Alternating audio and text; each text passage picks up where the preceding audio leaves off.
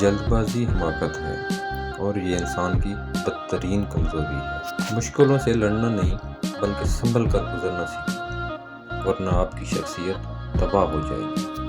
بات تو صرف نیت کی ہے، وقت تو سارے دعا کے ہوتے ہیں۔ برائی کی مثال ایسے ہے جیسے پہاڑ سے نیچے اترنا، ایک قدم اٹھاؤ تو باقی اٹھتے چلے جاتے ہیں۔ اور اچھائی کی مثال ایسے ہے جیسے پہاڑ پر چڑھنا، ہر قدم پچھلے قدم سے زیادہ مشکل مگر ہر قدم پہ بلندی ملتی۔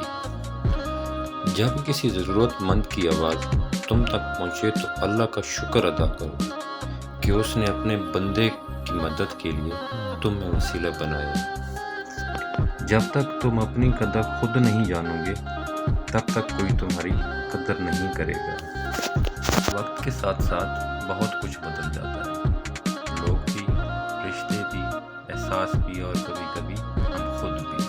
اگر تم اس وقت مسکرا سکتے ہو جب تم پوری طرح ٹوٹ چکے ہو تو یقین مانو کہ دنیا میں تمہیں کبھی کوئی توڑ نہیں سکتا۔ زندگی میں اس سے زیادہ افسوس کا مقام اور کیا ہوگا جب آپ کے خلوص اور اچھائی کو بھی مطلب سمجھا جائے۔